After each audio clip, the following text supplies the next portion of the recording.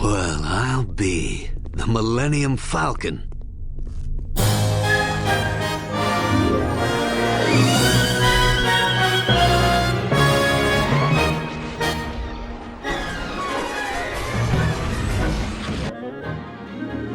The Millennium Falcon is a cool-ass looking ship.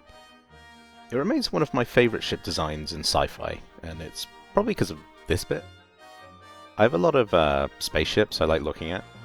Most are very symmetrical, and it kind of tickles me that this fairly legendary vessel is kind of just a big rig.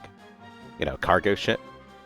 There's this cool concept by Jeff Carlisle that shows how it hooks up to cargo containers. It's a good explanation for the side cockpit, and explains why a ship with so little hold capacity would be a freighter. Also explains these two thingies at the...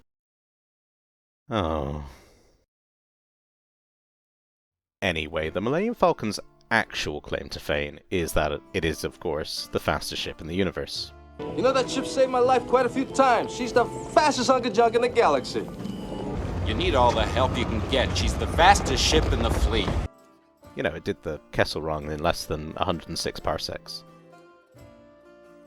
Well, I mean, that's what we've been told.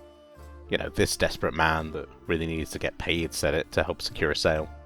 But hey, he's probably pretty honest about this outdated freighter that's falling apart, held together by tape and paper clips, I assume.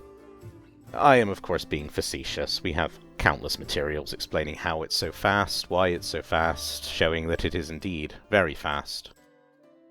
You know, let's check out some of that. I take a pilgrimage to the Wikipedia every now and then, check out some knowledge. Ooh, water! I've always wondered what that was. Some planets had oceans made of water. This dude said that a person could die without it. Okay, non-canon water. Some people drank it from canteens. Hoth had some water on it, but that is non-canon, so grain of salt, guys. Okay, breasts, thank you, Star Wars. Oh, hey. Non-canon appearance of breast. What does that mean? Shut up and get to the point! Okay, Millennium Falcon. Right, Slam, Overdrive, Isu, Sim, Jury-rigged. Class is 0.5 hyperdrive, twice as fast as warships. Well, there we have it. I mean, they're in black and white. But I'm pretty sure none of these sources were written by the original team that managed the original films. Well, it features a large Gunga by the name of George. He's got a nice haircut. I think they were written by, well, Star Wars fans. You know, people that reinterpreted the series after the fact. And I mean no disrespect to the Star Wars fan base, but they tend to take things at face value. A reasonable amount of them considered a planet-sized machine, needing a way to vent its heat a plot hole, until a character explicitly explained that he decided to put an exhaust port in it. But this isn't me explaining my many issues with Star Wars. That's on the board. I do love the series to a certain extent. The original trilogy are still some of my all-time favourites, and there's plenty of games I play yearly. So this is The Last Jedi. I must admit I'm a little disappointed. And hey, if you want to consider Star Wars as a massive collaboration of different writers making a massive collaborative universe and story, that's cool. No matter how great or not so great they might be, I'm not here to try and explain how modern Star Wars is wrong. I'm just curious about something. The question I'd like to pose is that solely sticking with the original intention of the original trilogy, was the Millennium Falcon actually a fast ship? Or was it literally just a sales tactic? It's interesting because in our modern version of Star Wars, the Falcon is known for being fast. But upon thinking about a certain misunderstanding, maybe we took this at face value as well. So what I'm going to do is take note of what we know about the Falcon, what was stated about it over the course of the trilogy, and then compare those points to its actual performance. I know it spent a lot of time damaged, but that's not really an excuse. If it can't function as advertised, that's part of the problem.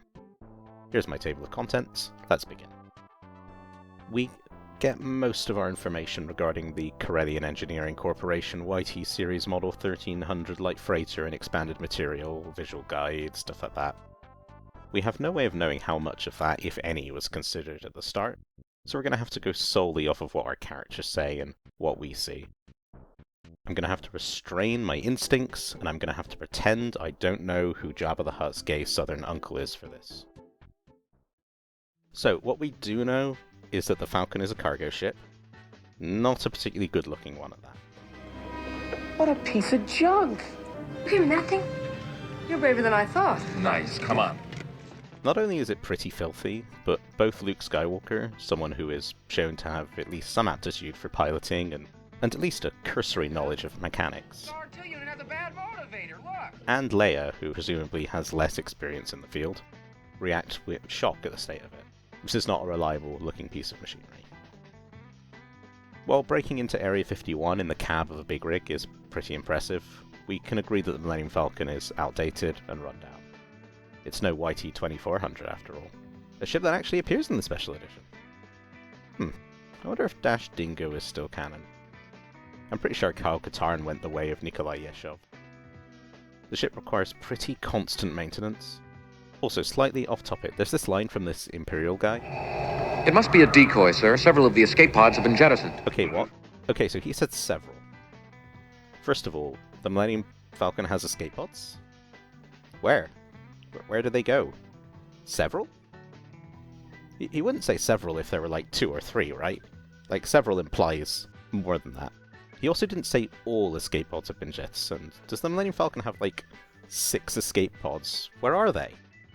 So the Falcon is a cargo hauler, an outdated cargo hauler. It's unreliable and in a constant state of disrepair, needing constant maintenance. That is our baseline. Let's hear the opening statement from the man who knows it best. Han Solo. I'm captain of the Millennium Falcon. So, Hanak's surprised that a random old man that lives in a desert hasn't heard of his ship. Fast ship. You've never heard of the Millennium Falcon? Should I have? He explains that it completed the Kessel Run in less than 12 parsecs. A well-known space route or race or something in a seemingly very small amount of distance. Well, we'll get to it. Han states that he can outrun Imperial ships, before specifying he doesn't mean just the bulk models, he's talking about big, assumedly high-spec models. I've outrun Imperial starships. Not the local bulk cruisers, mind you. I'm talking about the big Corellian ships now. Han acknowledges that the Falcon isn't much to look at, but explains that he's made special modifications. She'll make 0.5 past light speed. She may not look like much, but she's got it where it counts, kid. I've made a lot of special modifications myself. It can make it 0.5 past light speed, which means something. In Empire, after the Falcon gets insulted, he says it's got a few surprises yet. This baby's got a few surprises left in her, sweetheart. It's also worth mentioning Lando also stated it's the fastest hunk of junk in the galaxy. Once more in Return of the Jedi, Han lets us know that it's the fastest ship in the fleet. Not the galaxy anymore? Suspicious. Which is it, Abe? Better keep your story straight. No, jokes aside, he's just generalizing, this doesn't mean anything. Okay, we have every statement about the Falcon stated on film before 1984. Wait a moment.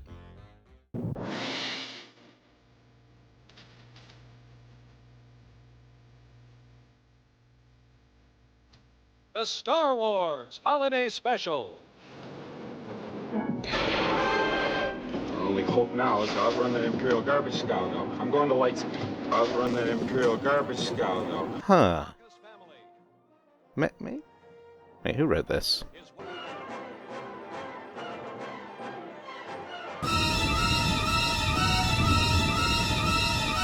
Okay, I know I'm upsetting legions of Star Wars fans, but I'm not taking the holiday special into consideration. Alright, the initial scene is famous at this point. We all know that parsecs is a measure of distance, and that the actual point of this scene was that Han was trying to show off with the tech talk he didn't really understand. The scene was just a little bit subtle for kids that didn't know what a parsec was. I know that the world we live in is different, but in the context of this scene it is clear that Han is trying to take these naive desert dwellers for a ride. It is oddly specific, but Lucas's dialogue has always been a little George up and make him say his own lines at gunpoint. I mean, the dialogue was a little bit difficult. I remember there was one line that I just begged him to take out. My line was, but we can't turn back. Fear is their greatest defense. I doubt if the actual security there is any greater than it was on Aquilai or Solis, and what there is most likely directed towards a large-scale assault. And I thought, who talks like this, George? It is worth noting that when Luke states that they could buy their own ship... We can almost buy our own ship for that. But who's gonna fly it, kid? You? You bet I could. I'm not such a bad pilot myself. We don't have to sit here and listen. I get the idea that he's selling himself as a top-quality pilot more than he's selling his actual ship, which he is, so it's a fair angle. Alright, okay, so this next part is actually really interesting. Han makes a big deal in his initial pitch that his ship can outrun Imperial ships, even the fancy ones, right? Not the local bulk cruisers, mind you. I'm talking about the big Carillion ships now. And then literally in the very next scene, Greedo shows up, and they talk about how Jabba's put a price on his head because he dumped his cargo after getting caught by the Imperials. Even I get boarded sometimes. Do you think I had a choice? It's almost structured like a joke, you know, set up and then payoff, like a sitcom or something. We find out that Han is clearly aware that he owes Jabba big time. 17,000. Those guys must really be desperate. This could really save my neck. Get back. And he doesn't even try and deny that he got caught by the Imperials. Immediately, we're seeing evidence that maybe the Falcon isn't all it's cracked up to be. Luke actually comments on the speed as they struggle to escape the Empire and Tatooine. There's 2 more coming in. They're gonna try and cut us off. Why didn't you outrun them? I thought you said this thing was fast. Watch your mouth, kid. You're gonna find yourself floating home. Han doesn't even correct him, he just tells him to shut up. He doesn't follow up with anything about the ship, he just says he knows a few maneuvers. Not like, don't worry, we'll outrun them. It's like they made the deal, he doesn't have to big up his ship anymore, they're on board, they can see what it's like. It's super obvious right now that their pursuers are catching up to them, and that jumping to light speed is the only way they can escape. We'll be safe enough once we make the jump to hyperspace. Besides, I know a few maneuvers, we'll lose them. The Falcon kind of just sits still and shoots some things for the rest of the movie. It spends a decent amount of The Empire Strikes Back in disrepair, and a non-minuscule portion of the plot is specifically about the Falcon unable to outrun the Empire. Great. Well, we can still outmaneuver them. And deciding to fly into an asteroid field to hide, and then hide on a Star Destroyer. This is primarily because the hyperdrive isn't working. Han and Chewie spend a while trying to fix it, not being able to. They likely don't have the equipment, maybe the know-how. Lando's engineers are able to bring it up to a working level, and I'm not sure if it's just because they have better tech, or because Lando knows the ship as well. You know, that ship saved my life quite a few times. She's the fastest hunk of junk in the galaxy. His statement here may imply something greater, but based on what we've seen so far, I see it as 2 former con men running the same con. Or maybe a bit of nostalgia. The Falcon doesn't get much play in Return of the Jedi, but it is worth mentioning that it is able to race out of an exploding space station just in time.